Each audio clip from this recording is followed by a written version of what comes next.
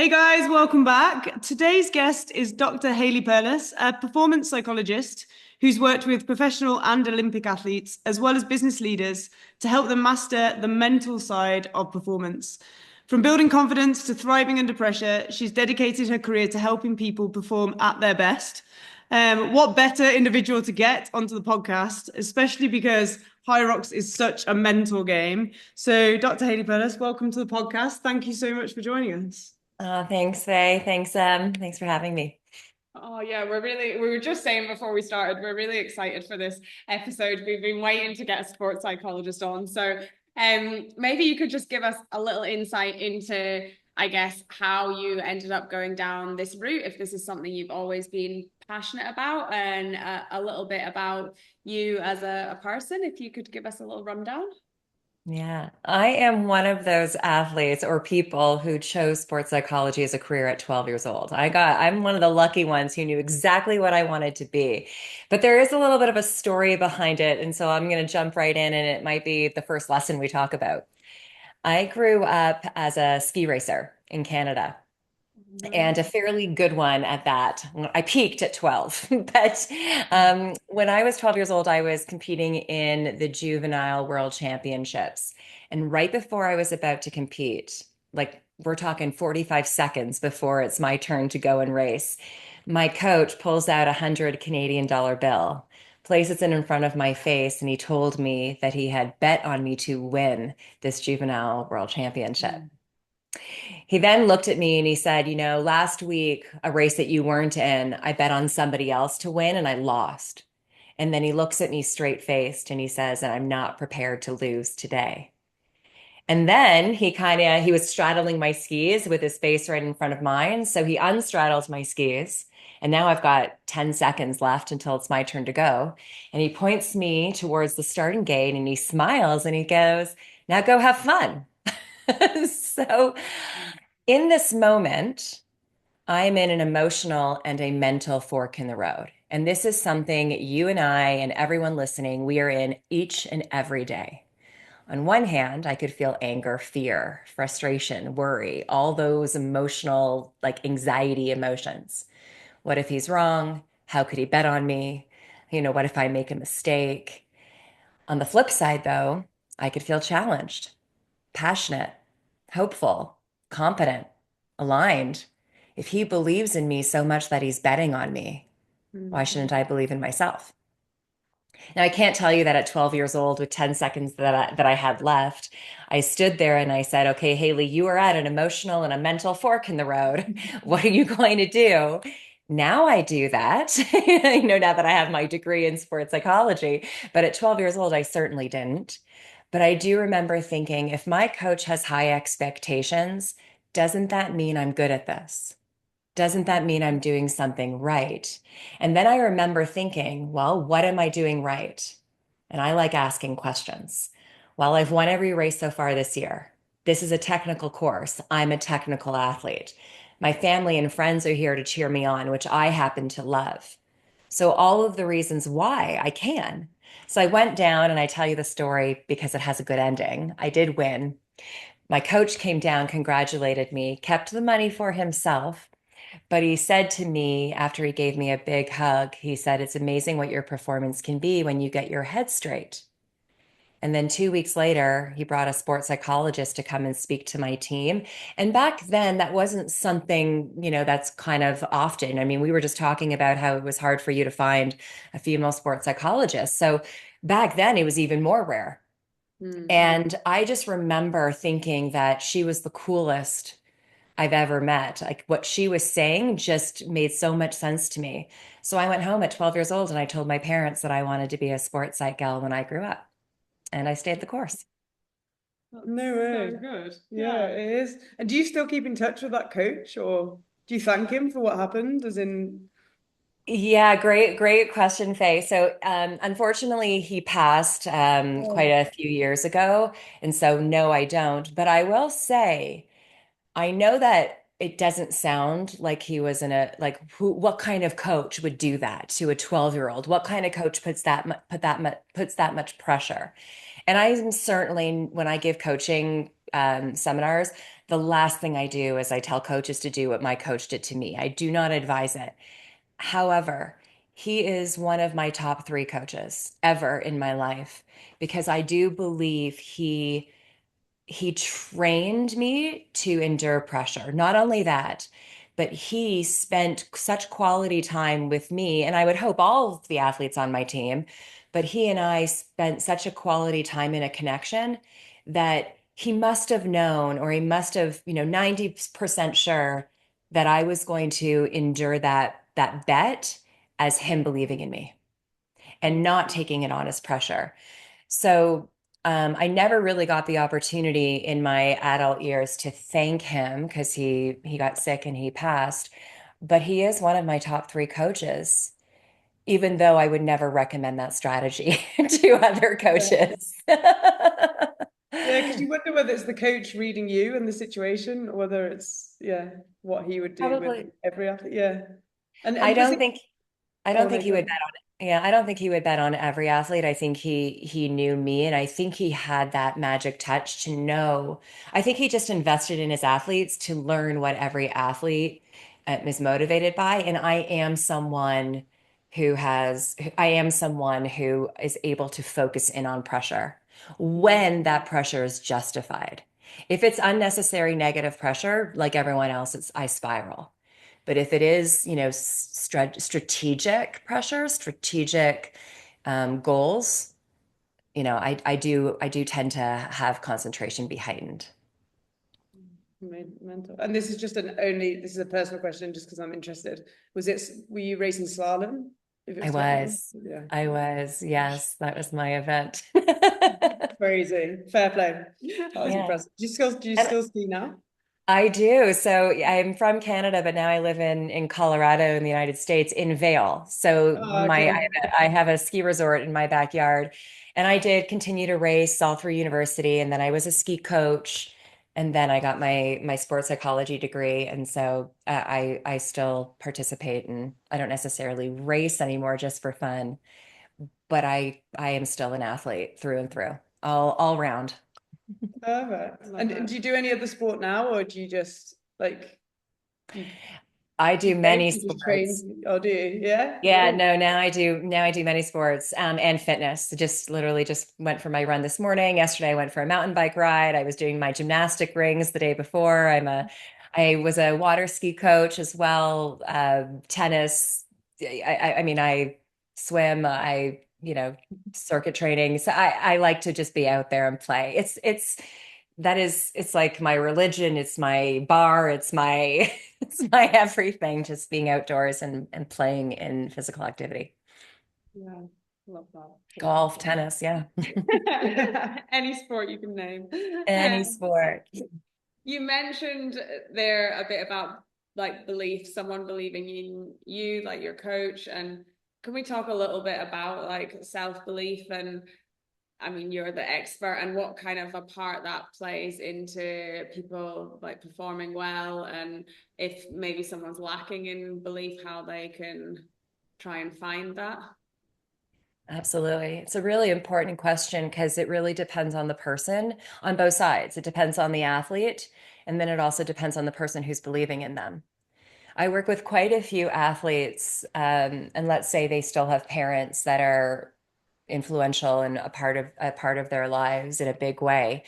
Sometimes parents will say, "You can do it. We know you can do it," and that actually puts more pressure on the athlete. Mm. Whereas on the flip side, if there's somebody else who says, "We believe in you," then they say, "Oh, well, if you believe in me, why shouldn't I believe in myself?"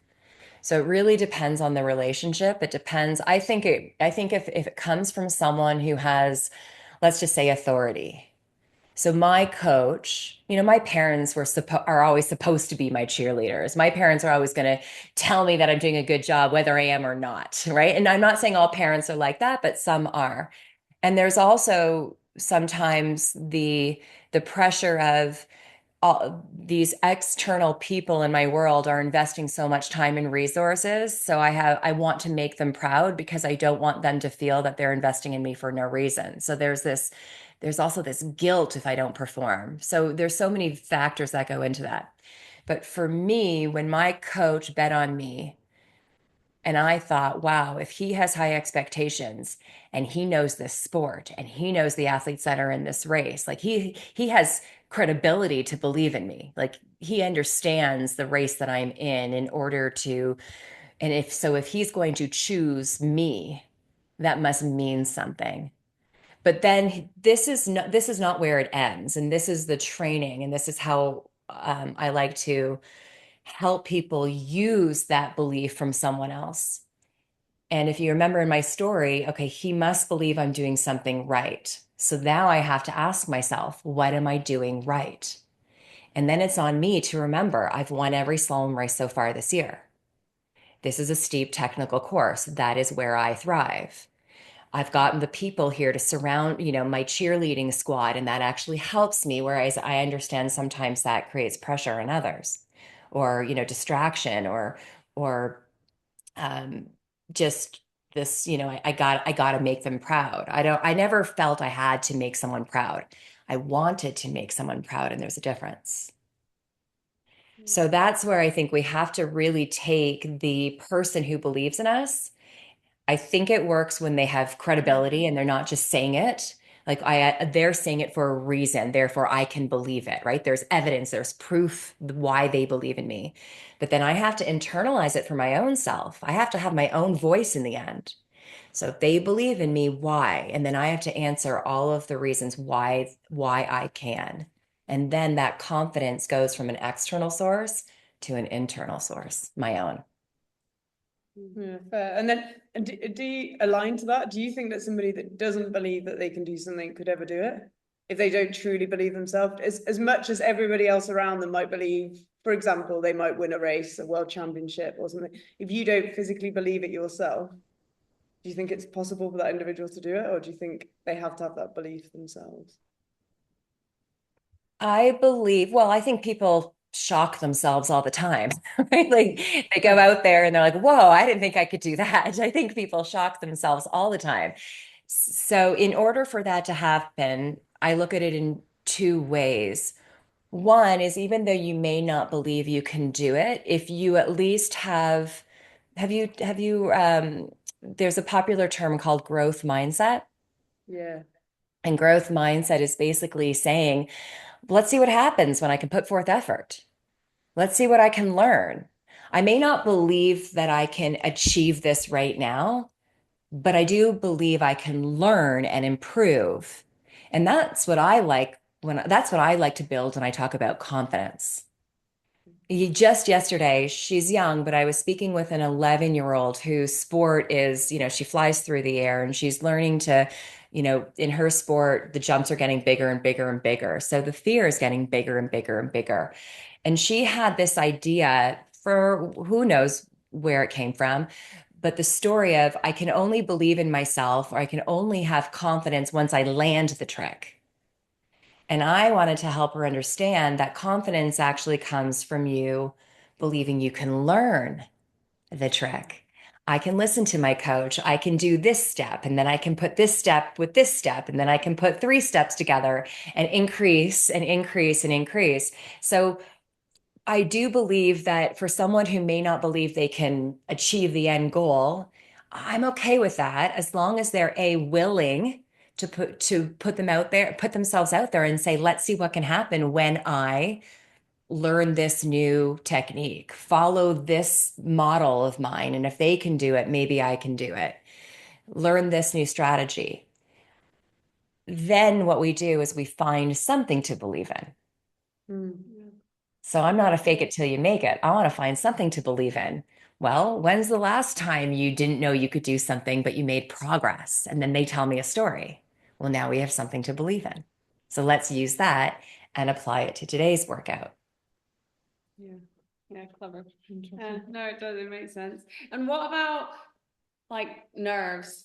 Like a lot of people talk about like race day nerves and that build up and like I guess a lot of anticipation and putting the pressure on themselves to want to perform, and people try and have different, I don't know, rituals or routines or things to, do you have any like advice or any tips or anything to help anyone dealing with that race day feeling? Welcome to the club would be my first. Would be my first. Welcome to the club because that's energy and that's actually something that we want. So all of that, whether it's emotional, whether it's psychological, whether it's physical, because it's all psychosomatic, meaning mind and body, it's energy. And the trick of the trade is to use it as energy instead of use it as energy to like motivate and fuel you and propel you forward as instead of using that energy to weigh you down. And I look at the difference between, for me personally, the way I think about it is there is a difference between anxiety, which is basically fear of the unknown, right? Uncertainty. But there's worry in there, there's fear in there may be frustration in there may be anger in there. And that anxiety does not, basically conquers confidence in the moment. So that anxiety is going to trump all the confidence you have if you let it. Whereas nervousness, I can be nervous and still be confident. I don't know that I can be anxious while I'm confident in the exact moment. So if we again can just bring back something to believe in, then that energy moves away from anxiety and goes towards more nervousness. And now it's just energy. Bring it on. Welcome to the club. This means I want something. This means I believe in something. This means I care. And then the trick is to actually embrace that energy. Like let's not label it as negative. Let's actually label it as something that A isn't going away. So I need to get used to it. Like if the very least we tolerate it, and at the very best we befriend it. So I And like then, to say, sorry, Faye. oh no, do you do that by having like a good routine pre-race, or how do you do that? How do you turn that nervousness into energy? Yeah, well, the first one is a story. So we all have stories. And so what I just said, the story of that is it's energy and it's not going anywhere. Okay. So the more energy I waste trying to not feel this energy, well, that's definitely going to take my energy away from my running, take my energy away from from any of the gym activities. um, it's just going to take away energy. So I don't want that. So the story is that welcome to the club. It's here to stay. I got to accept it. And then pressure isn't the enemy. Pressure is an invitation. So now I'm going to ask myself a question. What is this inviting me to do? Do I want to belong today? Do I want to, match a previous time? Do I want to beat a previous time? Do I want to see if I can stay on the heels of certain people on the run? Whatever it might be, what is it inviting me to do? And now I'm thinking about process goals. I'm thinking about performance goals. And now, combined with all the reasons why I can, something to believe in, confidence, that confidence in the moment with that energy and now allows me to propel forward. So that would, we have to get the story right. And the story, in my humble opinion, is pressure is not the enemy. It's an invitation. And what is it inviting me to do today? Is it inviting me to learn? Is it inviting me to experience? Is it inviting me to just today? It's really just about navigating the heat. I just listened to your previous podcast about heat. Hot. World Champs was hot. Yeah, Yeah. so it's just moving away from fear, anger, frustration, and worry and that uncertainty and moving towards embracing it as energy. Yeah, it's interesting. Yeah, no, totally. And for like goals, like goal setting or having a goal for a race, like you said about like matching a time or what you're trying to do you believe in like writing them down or vocalizing them? I know like people have spoken about loads of different ways to try and like, or visualization or all of these different tools for like achieving your goal or setting your goals? All of the above because it depends on the person. So you really want to, this is why the mental side of performance is so great because it's both a science and an art. We know what works. We know goal setting works. And I actually have a love-hate relationship with goals. And I can share that if you'd like a little bit. I think they work when they're created effectively. I think they actually go against you drastically when they're not created properly. But we do know goals work when they're designed properly. But then there's the art, how to make it work for you.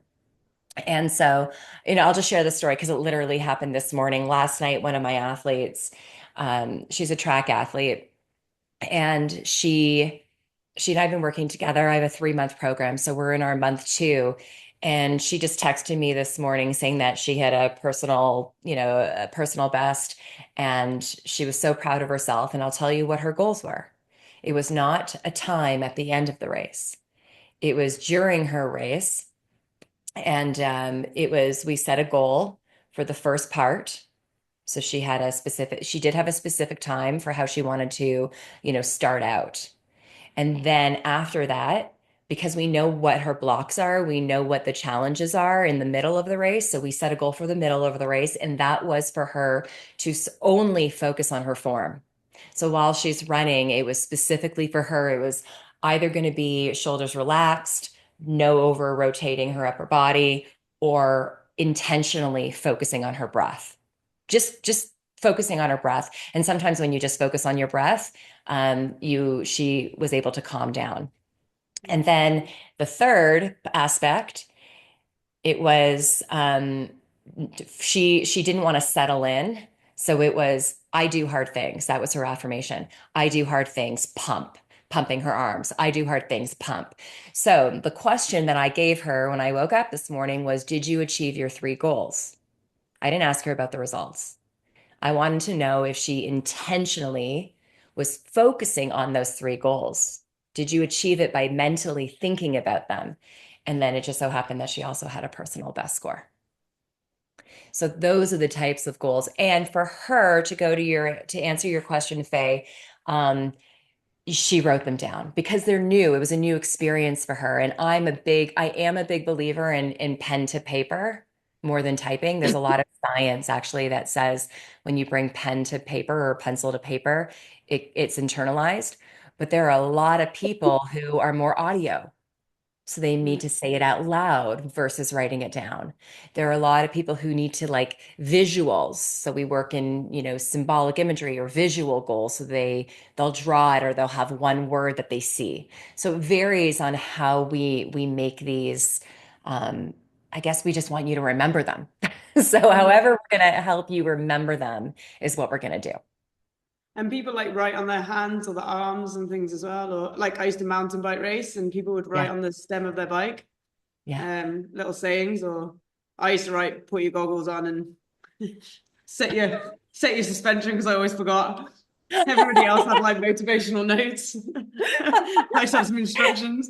That's so funny. But It's so funny. Actually, last night on our ride, I realized that I hadn't changed my seat, my suspension. So I was like, why am I feeling every single bump here? So yeah. yeah, honestly, it works. Write it on your bike. You forget you're halfway down, and you're like, "Damn, I can't see anything," and my bike's rock solid. Yeah. But yeah, And loads of people in HYROX have been writing things on their arms, or whether it's I yes. don't know, someone they love, maybe someone they've lost, maybe a saying to help them. And Joanna Wietrick, how do you say her surname? Yeah, Wittrick, who's like one of the top racers in HYROX at the moment. She always writes something on the toe of her shoe.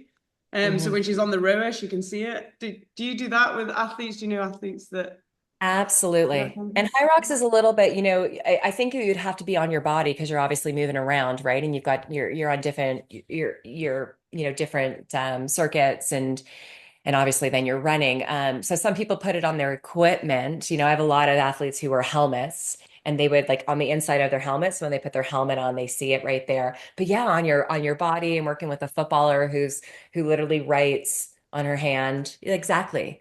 Uh, and what that is designed to do, although I find it interesting, yes, the technical piece, but see, that's important because what do I want you thinking about? Tactic, strategy, and Mm. technique. I mean, that's how you're going to zone in. It's association. We tune into the work. So that's one way to do it. But then if you're working against the anxiety piece and wanting to bring in just the energy piece, the arousal piece, pressure is not the enemy. Pressure is in the invitation. What is pressure inviting you to do? It's inviting me to run for my brother. It's inviting me to, remember this. So whatever you write there, I would either recommend that it be something technical, strategic, or tactics to get you to zone in on the work or remind you of what this energy that you're experiencing in your body is really about. Yeah, so either work really. Like Either work. yeah, fair. And then what about like we've spoken a little bit just to other athletes on the podcast about like negative self-talk, like trying to, I guess, flip their mindset. If you're in a race or in just a tough training session and like thoughts start to come in of, oh, I can't do this, or this is too hard, or I feel like crap today, like trying to change that mindset. Is there any like processes you do or can help with that sort of thing? Yeah, I'll give you a few because again, one size does not fit all. But I do want to premise any of them by saying that has to be trained. I mean, just like people are, I mean, how many days a week are in the HYROX, right? Like training in order for if even if they maybe they're not even doing a race, right? Maybe they're not competitive and they're just participating in the gym or, training for an event. You can't just learn these strategies on this podcast and hear them and then implement them when it matters. It won't be there for you. The you have to train it. And so there's a couple of ways. One is, first of all, we're human, meaning we all have negative self-talk. We all have doubts. Even the athletes that tell you they are 100% confident and they know they can do it, with that, they too sometimes will have a moment of doubt and negative self-talk. So we're all human. Let's just not hate ourselves right off the bat because we had one negative talk. It's okay. It truly is okay. The actual skill set is to be able to reset. The actual skill set is to not always be positive. In fact, listen, you and I both know that this is not about always feeling amazing. There's a lot of pain and discomfort involved in this sport, in this activity. So I don't even know that it's always about being positive because sometimes I think moments just simply suck. That But makes we sense. can be but we can be productive in our self-talk. So it's not just turning a negative into a positive, because I think we're obviously shooting ourselves in the foot sometimes too, because I don't know that that's always realistic. But we can turn any thought into a productive self-talk. And the first thing that we have to understand is that we are not our thoughts. So sometimes it's just our thinking, and we don't have to believe everything we think. So that might be one strategy that might work for some of your audience and some of your athletes that you're working with. And it's a lesson actually that I learned. I have a very good girlfriend. This was her daughter's 18 now, and her daughter was 11. So 7 years ago, I don't know, I think I was going through some relationship crisis, and I went over to her house, bawling my eyes out and just all the negative self-talk. And just, and this 11-year-old daughter just looked at me and she said, Hayley, it's just your thinking. Wise. Wise, wise. And I use that on myself to this day. So I don't get angry when I'm thinking negatively. I just sometimes when I realize that it's kind of like a silly thought. Oh, Hayley, you're just being silly. It's just your thinking, and you don't have to believe everything you think. And that allows me to not spend so much energy, not put so much energy on that thought. That's just your thinking. And then, back to get your goggles on, set your suspension, like I will have it trained. And so I'll know on my hand where to look to reset me. But I'm basically not letting that, I call it my inner brat, not letting my inner brat get the most of me. It's just your thinking, Hayley, and you don't need to believe everything you think. So that's Mm. one strategy. Really, it's not spending a whole lot of time and energy on it.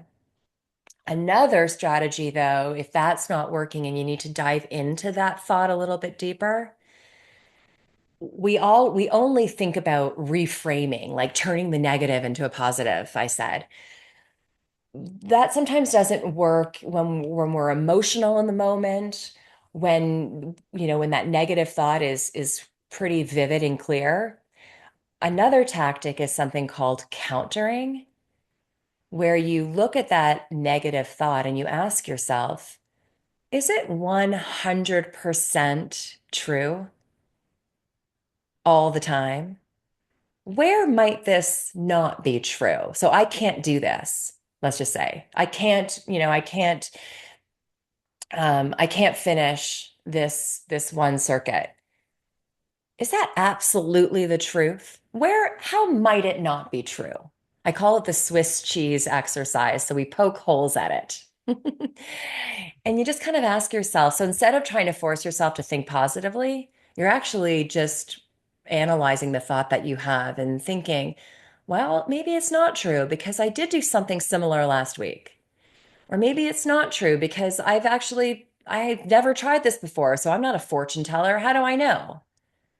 And, maybe if I apply this breathing technique that I learned yesterday, maybe that will help me get more oxygen in my body and allow my body to be more fluid and get my muscles to work for me. So you just start to kind of question the thought you have by seeing if you can disprove it. So that's another tactic.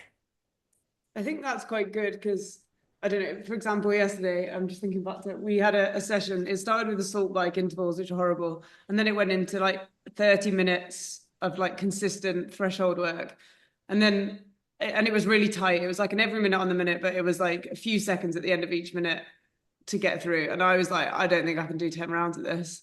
I was like, I Mhm. just think I think I've only got about two in me. And I got to the second one and I was like, try and do one more. And then actually I was like, I can do it. I've just decided in my head I can't do it before I've started. But now I've just done two. I can definitely keep going. But part of me was like, why am I saying I can't do it when I've obviously done it? And now I just need to do it again. And I need to do it again, which I didn't realize at the time was like I kind of aligned to what you've just said, that there was nothing saying I couldn't do it. Actually, everything was pointing to the fact I could do it. I just was feeling tired and a bit overwhelmed and wanted a bit more rest than what I was getting. And I was hating Exactly, my which life is with burpees, but yeah, which is that sucky moment. yeah, I was just hating the workout, but I just decided I couldn't do it. Well, everything was saying I could do it. But yeah, and I carried on and I did it. But yeah, on like round two, I was like, I just can't do this. There's no way I can do 10. And yeah, it's I feel like the mental game is just wild. Like you can stop Ah, you from achieving something that you definitely could have done, and then you stop. And after, I don't know, like how do you deal with if then in that moment I'd stopped and then I'd have felt really disappointed in myself that I didn't do it, that then I wouldn't really know how to. It probably have ruined the rest of my day if I had stopped, because really deep down I would have known I could have achieved it. yes.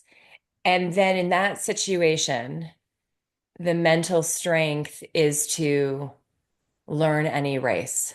I learned that from Olympic athlete Lindsey Vonn. She once said, and Okay. I heard it, and she would watch her videos of all of her crashes and all of her mistakes, and she'd learn and then erase. And so the idea there, see, we can be our worst enemies, and then, we take one moment where we didn't follow through, and we make we're triggered by it, and we erase all of our successes, and then we focus on this one failure, and we let that failure ruin our day. I remember specifically, I was on the bike and I was doing sprint intervals, and they were 30-second intervals. And there was one interval where I let up at second 29.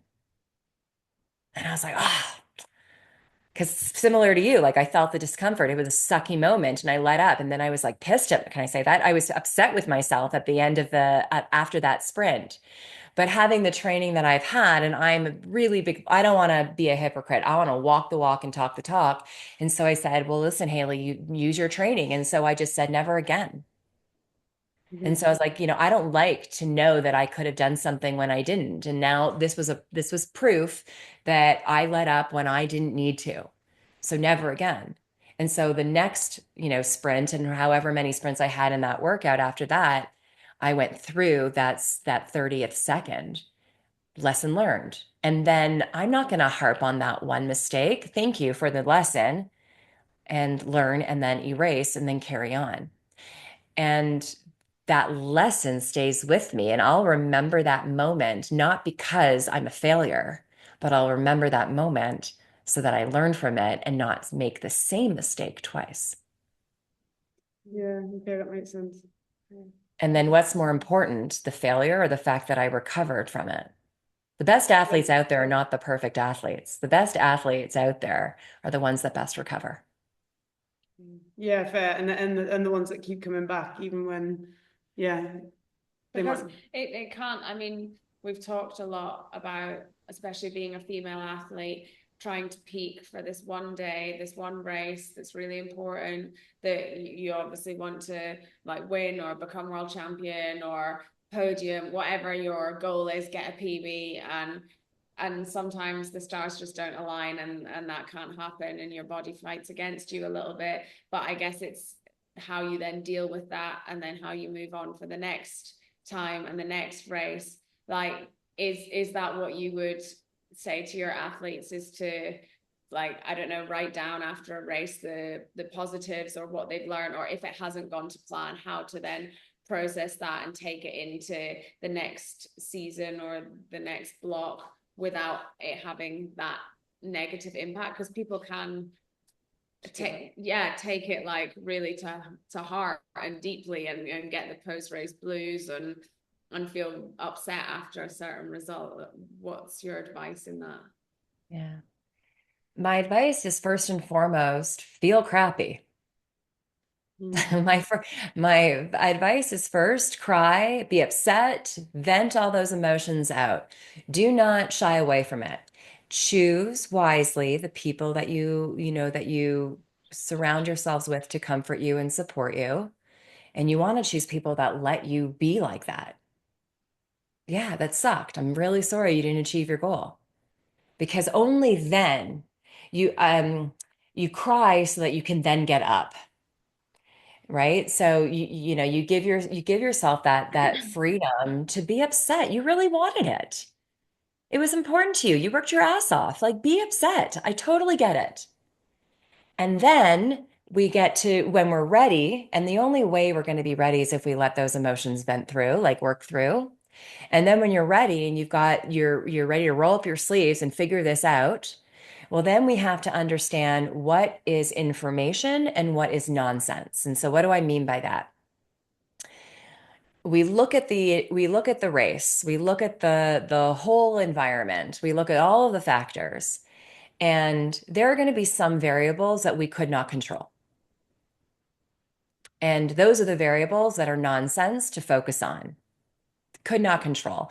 And listen, life is not always fair. You know, shit happens. And I'm not going to harp, like, if I'm the one person where in my race, I just, a heat wave, or you delay, there's so many things, delays, weather, equipment failure. Yes, there are things to prepare. You can prepare for them, but I'm not gonna let those things hold me down or hold me back. But then there are other things that are very informational. And then there are other things, technical, tactical, strategic, preparation, controlling, certain what if this happens again. Those things I'm gonna use as information and build a program around training for those. Those are the obstacles that I need to be able to overcome in order to achieve my goal. And then I'm going to set some training strategies to get myself ready so that I don't make the same mistakes twice. But I also, just going back, we back to that pressure and that anxiety piece. If you want to win a world championship, or if you want to have a personal best, or if you want to be this person, or whatever it might be, the words have to, must, need are contraction words. And what do I mean by that? I mean, right now I'm literally contracting every muscle in my body. If you can't see me and you're listening, I'm just really contracting. And there's no HYROX athlete that's going to be able to perform well in contraction. But that's what those words must, need, have to do to our bodies. Let's see what can happen when I implement and then have specific goals for yourself, just like I had for this track athlete yesterday. We created at the very beginning of the race, and I would actually advise everyone to have kind of an initial race goal because that allows you mentally to zone in, and then it gives you the best shot at not thinking about the end result, right? It gives you, because you're focused on, when I start this race, this is what I want to go out with. So, you focus on those three things, but let's see what happens when I put my goggles on, get my suspension right, embrace the fact that I'm running for this cause, embrace the fact that I'm participating in this HYROX event for this reason. Let's see what can happen, because that's more of an expressive mindset, and your body will be more expressive. Must, have to, need to is when your muscles will just contract. And then you're not, chances are, um, from a sustainability piece, anyways, you're not going to be able to do that for very long. Mm. And a lot of people put a lot of pressure on themselves, don't they? Because they have trained and they do think, well, if I'm going to go, if I'm going to pay all that money, if I'm going to leave my family, if I'm going to take time off work, I've got to make it worth it. And you get that self-imposed pressure, I guess, more than anything else. In HYROX though, one thing I wondered, I know a lot of people, and we talk to a lot of athletes about it, and a lot of people we speak to and coach, it's a long race. It can be, an hour, like sub an hour for the elites, an hour and a half to 2 to 3 hours for everyday athletes. How do you, it goes like run, exercise, like how do you chunk it down? Like when you're having a really bad time and you've done the run and you're on the ski and it's hurting like hell, and you've got an hour to an hour and a half in front of you of that pain just continuing. How do you deal? Like, what's the best way to deal with it? Is there any tips or advice in the middle of a HYROX race when your heart rate's like right up in threshold, your body's aching, your mouth's dry because you're not getting a drink, and yeah, you can't even think about the wall balls because they're about 45 minutes to an hour away of pain? Yeah, absolutely. Yeah, if you're in the ski, you still have that's just the beginning of it, right? Isn't Yeah, that just yeah, one of the yeah. first exercise, one of the Yeah, first? and you're like, oh wow. Or some people go out really fast, hit the ski, and go, oh, I've overcooked this, and then it's just survival for the rest of the race. How do you get? What's the best way to switch your mind to Yeah, for me, help you out with that? it would probably be the burpees. Get me the most Yeah, for whatever yeah. Or reason. you're in the burpees and you're looking down a straight line of 80 meters. What? How do you get? How do you get from one side to the other without having a Yeah. moment lying on the floor, which most people do? Yeah, there's a couple of things. First and foremost, again, we train for this. So not that I'm saying that HYROX is ever a comfortable training session, but if you only get to that discomfort in a race, it's gonna you're just glutton for punishment. I can say. So you have to train those moments so that you're ready for them. You know what it feels like. You can adapt. You're anticipating it. Now I know that a race is never the same as a training session. I understand that, but in training sessions, make it hard. In training sessions, have someone, if you can, like a coach or a friend, yell negative at you. So that you get familiar with having those thoughts and still enduring the exercise. Still enduring for me would be those burpees or the ski. So we train for that, so that's not so foreign when we get to the race. But also, everyone says, stay in the process, stay in the process, don't think about the outcome. Sometimes actually it's beneficial to think about the outcome for a moment. So yesterday I used this yesterday on our mountain bike. I knew where we were headed, to the top of this mountain, because I told you we live in a ski resort, so we were literally climbing the mountain. And there was a moment where we were on a steep climb and my husband, he's just taken off. And so I can't even see him anymore. And I'm kind of in my despair. And so for a moment, I visualized myself at the top of the mountain. just for a moment, just to give me some motivation, to give me some enthusiasm, to give me like, oh, I can't wait till I get there. But I use it again, it's my training. I used it for enthusiasm and excitement and energy, not to say, oh goodness, I have so much far to go. So you have to make sure that you're using it properly. But just for a moment, because if I get only focused on being at the top, then I'm not focusing on my pedal stroke, right?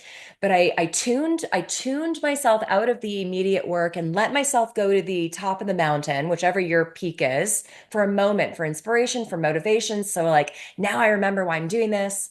And then I brought myself back, and then I allowed myself to focus in on one technical, tactical, or strategy. So for me, I like to, it's like, Hayley, play the piano on your handlebars so that I'm not gripping so hard. It's like a light grip as I'm climbing. So I'm, not pulling so hard. I'm using my legs.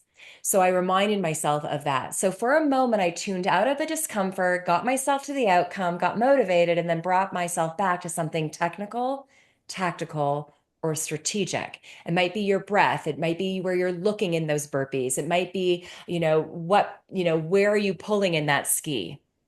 Um, if you are on the run, it's maybe relaxed shoulders, something strategic. And then you're like, okay, I'm accomplishing something. I'm doing it. And then from there, you can, again and again and again, wash, rinse, repeat. So those might be some opportunities. Yeah, no, I like that. That's really good advice. I am conscious that we are getting close to having to round up, but is there anything else before I ask you our final question that you feel like we've maybe not touched on that would be really useful information for our listeners, or anything you want to share, a story or anything that we haven't managed to cover yet? One thing that I am sharing in a lot of my coaching sessions, my keynotes, and then also on podcasts like this, that people are really, they seem to really like it, so I'll share it. Give yourself some grace. Never let yourself off the hook. So what does that mean? We're not, I strive to be perfect. I mean, who doesn't want to be perfect? I strive to be perfect, but I strive. I don't demand it, because demanding perfection is unrealistic. So I know what I want to achieve in a workout session. I know what I want to achieve. And so I'll strive for that, but I'm not going to demand it.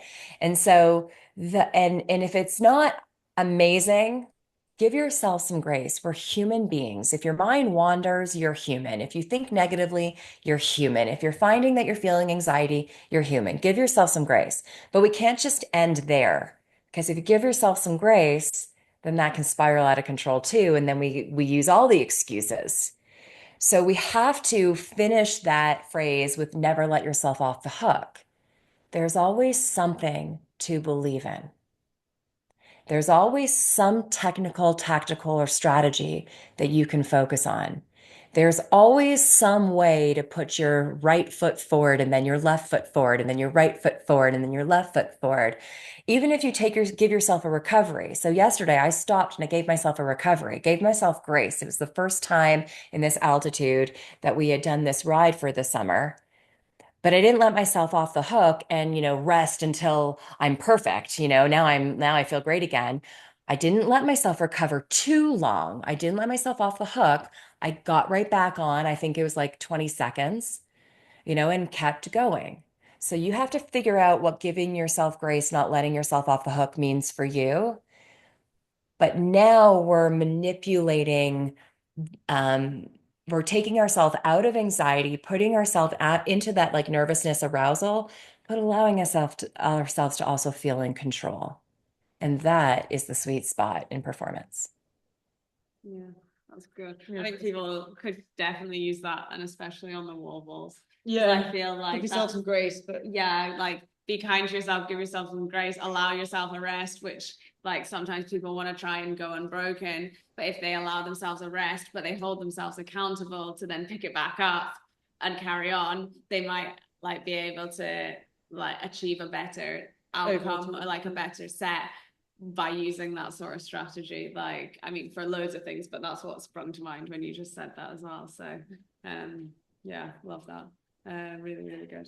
Well, I'm also going to ask you then, just to finish off, what message or advice would you give to your younger self or the next generation of girls coming up? When I was young, I told you I knew I wanted to be a sports psychologist when I was 12 years old. And I always thought that I just thought it was going to look a certain way. And this is why I think I shared with you. I love goals, but I also hate them. There was a part of me that was so focused on my goals at one point that I couldn't see what else was out there. I didn't know what I didn't know.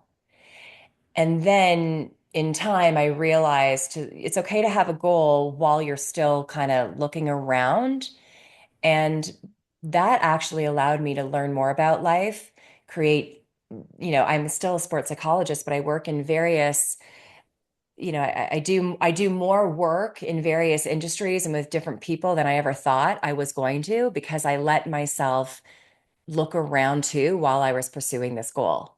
So my point being is goals are really good because it offers direction and strategies and allows us to achieve, therefore we feel confident. But where they're bad is if we're so tunnel visioned that our eyes aren't open to new opportunities and possibilities. So have goals that really resonate with you, that align with you. I don't believe in should goals. I should have this goal. Have a goal that truly resonates with you, but also don't be afraid to keep learning.